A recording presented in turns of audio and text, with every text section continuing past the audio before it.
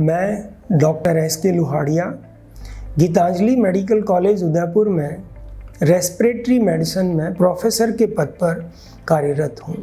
आधुनिक जीवन शैली और बढ़ते प्रदूषण के कारण अस्थमा का रोग निरंतर बढ़ता जा रहा है और एक अनुमान के अनुसार पूरे विश्व में 33 करोड़ 40 लाख रोगी इस वक्त अस्थमा से पीड़ित हैं और भारत में भी लगभग 3% आबादी इस रोग से पीड़ित है।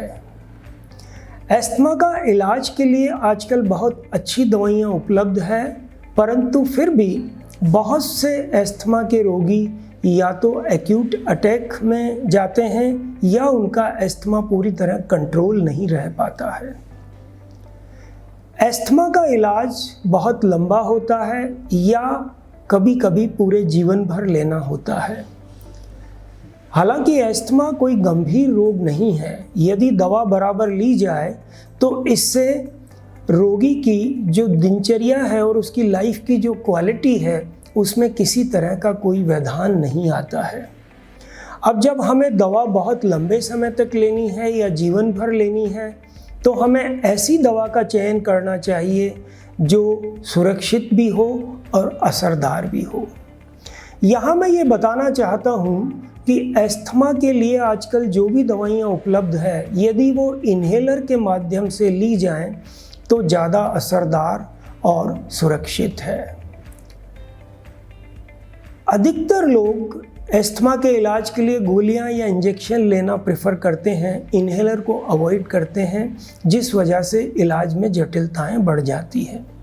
यहाँ मैं ये बताना चाहता हूँ कि जो इन्हेलर से दवा ली जाती है वो सीधी फेफड़े में पहुँचती है और वहाँ जाकर अपना असर दिखाती है और बीमारी में लाभ देती है और शरीर के दूसरे भागों में उसके कोई साइड इफ़ेक्ट्स भी नहीं आते हैं।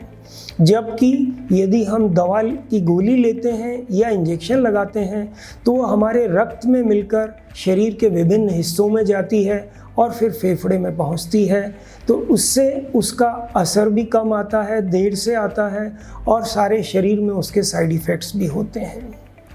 अस्थमा की जो दवा इन्हेलर से लेते हैं उसमें डोज बहुत कम होती है, यानी माइक्रोग्राम में होती है, और यदि हम गोली लेते हैं या इंजेक्शन लेते हैं तो उसकी दवा मिलीग्राम में होती है। इस प्रकार बहुत अधिक दवा लेनी पड़ती है यदि हम गोली और इंजेक्शन के माध्यम से दवा लें तो अब ये बात तो बहुत अच्छे तौर पे साबित हो चुकी है कि अस्थमा की दवाइयाँ इन्हेलर के माध्यम से ली जाए। बहुत से लोगों में ये एक भ्रांति रहती है कि इन्हेलर तो हमें बहुत जब रोग गंभीर हो जाए तो लेना चाहिए या हम इन्हेलर लेंगे तो हमारे उसकी आदत पड़ जाएगी। ये बिल्कुल गलत है, क्योंकि किसी भी अवस्था में दवाई ली जाए इन्हेलर की दवा इफ़ेक्टिव है और इसकी लत नहीं पड़ती है, क्योंकि इसका दिमाग पे कोई असर नहीं होता है और किसी प्रकार का कोई एडिक्शन नहीं है। जब भी हम इन्हेलर छोड़ते हैं तो उसके कोई दुष्प्रभाव हमारे ऊपर नहीं आते हैं। अब जब हमें दवा इन्हेलर से लेनी है तो मैं आप लोगों को ये बताना चाहता हूँ कि कौन कौन से प्रकार के इन्हेलर्स मार्केट में उपलब्ध हैं। 3 तरह के प्राय इन्हेलर्स होते हैं। एक जिसे हम ड्राई पाउडर्ड इन्हेलर कहते हैं, जिनमें पाउडर की तरह दवा होती है, उसे लेना होता है। इसमें मुख्यतया इस वक्त जो है वो 3 तरह के इन्हेलर उपलब्ध हैं इंडियन मार्केट में, जो मुख्यतया यूज़ में हो रहे हैं। वैसे बहुत सारे उपलब्ध हैं बट जो मुख्यतया काम में आते हैं, एक है रिवोलाइज़र, दूसरा है रोटाहेलर और तीसरा स्पिन हेलर बोलते हैं, जिसमें बहुत सारे नाम हैं, ल्यूपी हेलर, मैक हेलर आदि आदि। ये तीनों इन्हेलर में दवा पाउडर के माध्यम से ली जाती है। उसके अलावा जो दूसरी वैरायटी है इन्हेलर की, उनको हम बोलते हैं मीटर डोज इन्हेलर, MDI। इसमें दवा इस कनिस्टर में भरी रहती है और जब भी हम इस कनिस्टर को प्रेस करते हैं तो दवा पफ के रूप में बाहर निकलती है। इसी प्रकार दूसरी जो मीटर डोज इन्हेलर की वैरायटी है जिसको हम बोलते हैं ऑटोहेलर, इसमें भी दवा अंदर कनिस्टर में भरी रहती है, बट इसमें कनिस्टर को प्रेस करने की ज़रूरत नहीं है। इसमें रोगी जब दवा खींचता है, श्वास अंदर लेता है, तो दवा कनिस्टर की अपने आप उसमें बाहर निकल जाती है। इसे ऑटोहेलर कहते हैं। दिस MDI को जब हम लेते हैं तो इसमें कुछ प्रॉब्लम्स आती है लोगों को, जैसे कोऑर्डिनेशन नहीं होता है, यानी जब हम ये कनिस्टर दबाते हैं उस वक्त पफ निकलता है, यदि हमने उसी समय श्वास खींचा नहीं, कुछ देरी कर दी तो दवा बेकार जाती है। इन समस्याओं को दूर करने के लिए इस MDI के साथ में एक ये डिवाइस है जिसे हम स्पेसर बोलते हैं। यदि MDI को लगाकर स्पेसर के साथ लिया जाए तो इस इन्हेलर की इफ़ेक्टिविटी कई गुना बढ़ जाती है और इसके साइड इफ़ेक्ट्स भी कम हो जाते हैं। तीसरी वैरायटी जो इन्हेलर की जो बाज़ार में उपलब्ध है उसे हम नेबुलाइज़र कहते हैं। ये एक मशीन होती है जो बड़े प्रेशर से हवा को फेंकती है और इसमें ये जो चैम्बर होता है, इस चैम्बर में दवा, एक इंजेक्शन की तरह दवा बाज़ार में उपलब्ध है।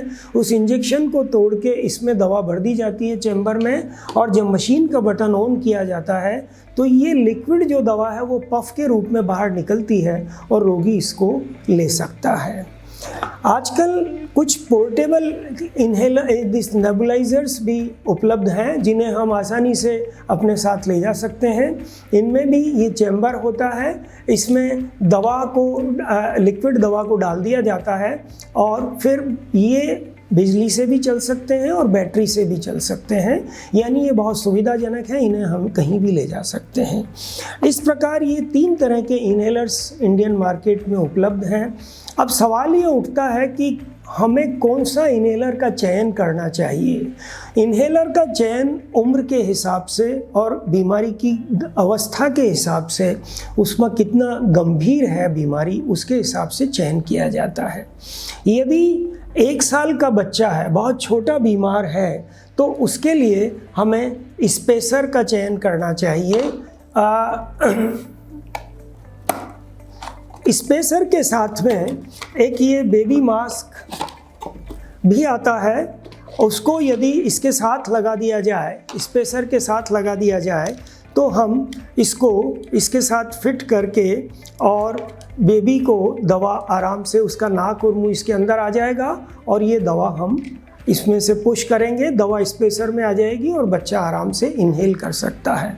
लेकिन बहुत छोटे बच्चों में कई बार इस सिस्टम से दिक्कत आती है तो उनको नेबुलाइजर से दवा लेना ठीक रहता है, परंतु यदि बच्चा 1 साल से 3 साल तक का है तो उसमें हम नेबुलाइजर अवॉइड करें और ये जो इन्हेलर, स्पेसर और बेबी मास्क, इस पूरे सिस्टम के साथ उसको दवा दें।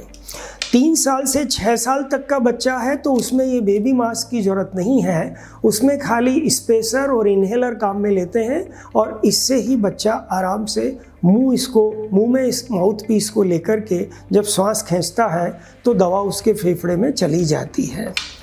अब यदि बच्चा 6 साल से बड़ा है और उसके बाद में कितनी भी बड़ी उम्र है, 65 साल 70 साल तक के लोगों में ड्राई पाउडर इन्हेलर या ऑटोहेलर को हम प्रेफर करते हैं। ड्राई पाउडर इन्हेलर और ऑटोहेलर से दवा किसी भी उम्र का, 6 साल से ऊपर का कोई सा भी रोगी इसको आराम से इन्हेल कर सकता है। परंतु हमें यहाँ ये ध्यान रखना पड़ता है कि यदि रोगी अगर बहुत गंभीर अवस्था में है, उसके श्वास की गति बहुत ज़्यादा है या श्वास का उठाव बहुत ज़्यादा है, उस स्थिति में ये ड्राई पाउडर इन्हेलर और ये ऑटोहेलर काम नहीं करते हैं। उस समय हमें दवा को MDI और स्पेसर से देना चाहिए या नेबुलाइजर से देना चाहिए।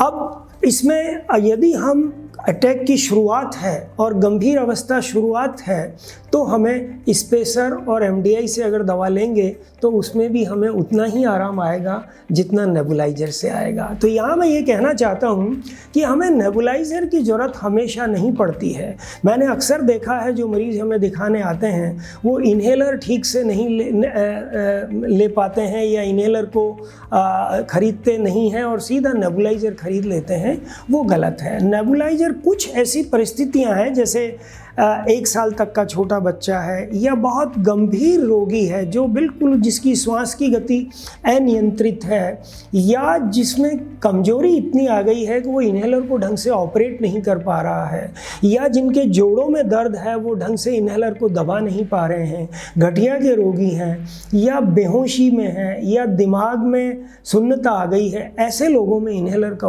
नेबुलाइज़र का उपयोग करना चाहिए। अन्यथा जो स्पेसर है और जो MDI है ये अगर हम उपयोग में लेते हैं तो किसी भी तरह के अस्थमा के रोगी में या COPD के रोगी में इनसे दवाइयाँ दी जा सकती हैं।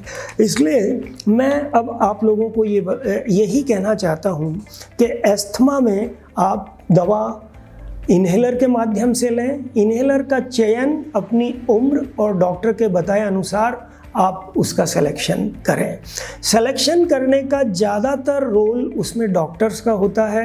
मैं यहाँ अपने चिकित्सक मित्रों से भी ये कहना चाहता हूँ कि आप जब भी किसी मरीज़ को इन्हेलर लिखें तो उसकी उम्र और उसके रोग की अवस्था के हिसाब से इन्हेलर लिखें, तो इन्हेलर के से द्वारा दी गई दवा ज़्यादा कारगर होगी।